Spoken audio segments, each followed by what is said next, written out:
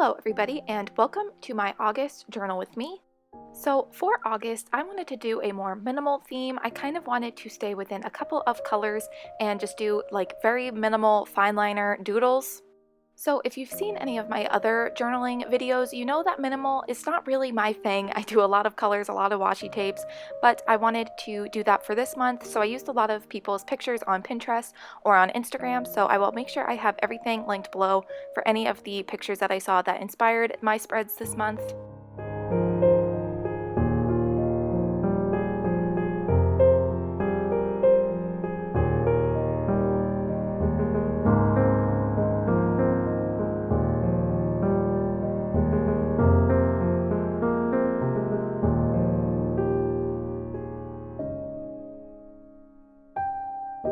So that is my cover page for the month done. So now we are moving on to my calendar page for this month.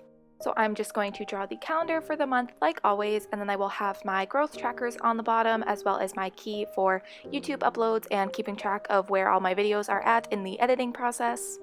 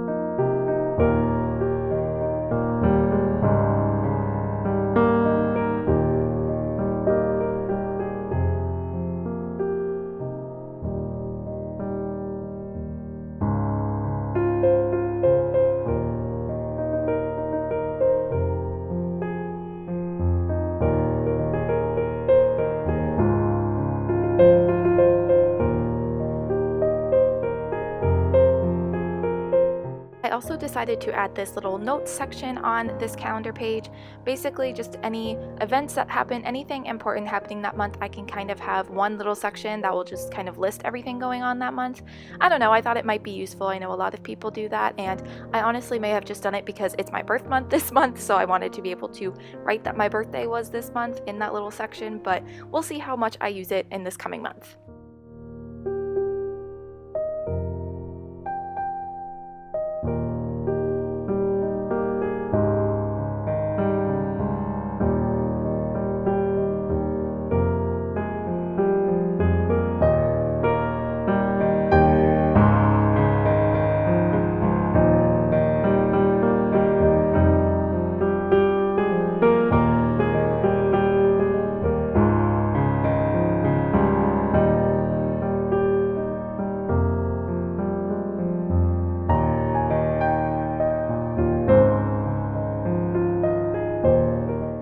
I did think about adding some washi tape to this spread, but then I decided it looked a bit like too much. I wanted it to be a bit more minimal, like I said, and I thought that that might just be too much. So I decided to let go of the washi tape for this spread, but now we are moving on to my books read and my pages read per day spreads. So on the left side, I'm going to have my books read throughout the month spread. I just keep track of the books that I read throughout the month and the star rating that I give them.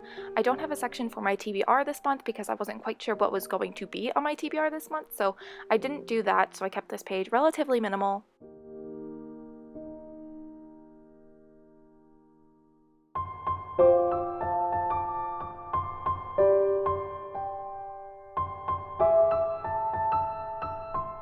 And then on the right side of this page, I will have my pages read per day spread. So I just like to keep track of the amount of pages I read per day because I find it, one, interesting, but also two, it helps motivate me to actually read. I find that seeing the amount of pages I read per day and seeing how that changes, and also keeping track of how many pages I read throughout the month, actually motivates me to read every day, or at least almost every day. So I like to do this spread every month because it actually keeps me reading.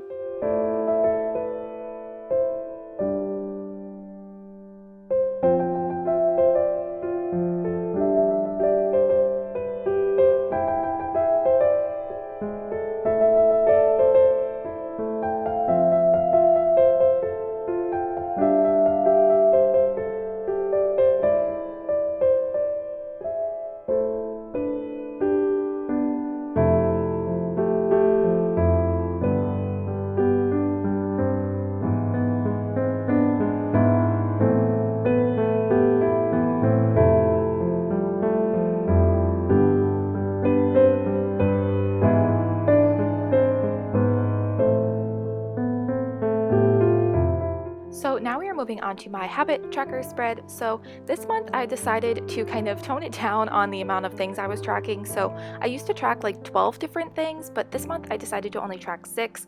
I kind of picked out the more important ones, the ones that I actually wanted to keep track of every month. And I'm going to see what ends up happening this month if I want to add any more or change some out. We'll see, but it kind of was excessive tracking 12 different things every month. Some I didn't find that useful. So I decided to kind of cut down to 6. So the 6 habits I decided to keep in my tracker for this month are my skincare routine, when I read, when I listen to audiobooks, when I wash my hair, and when I post to Instagram, and also when I drink enough water per day. These were kind of a mixture of the habits that I found most useful to track and that I actually referenced, and also just the ones that I found fun to track. So we'll see which ones I keep, if I change any out, if I add any more next month. We'll see if I'm missing any of those other things that I tracked before, but I think 6 is a much more manageable amount of things to track each month.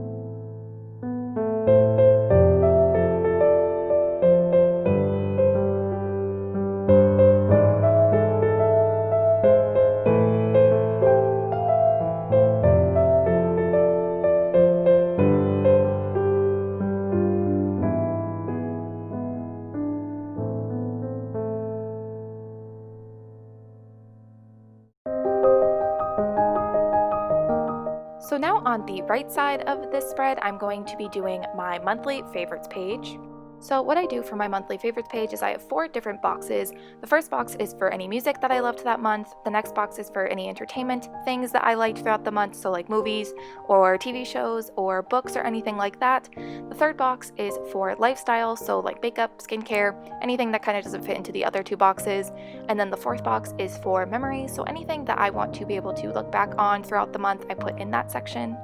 I would love to know if you guys have any ideas for other ways that I could do this spread. I feel like every month I have these 4 boxes set up and there's only so much variety you can do with 4 boxes, so I would love to know if you have any other ideas on how I can kind of set up my monthly favorites page.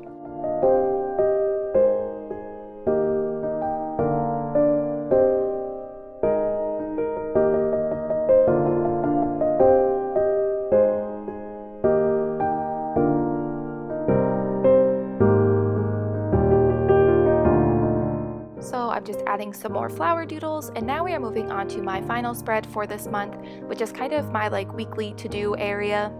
So I found that setting up this spread week by week to just list out everything that I need to do that week really works for me.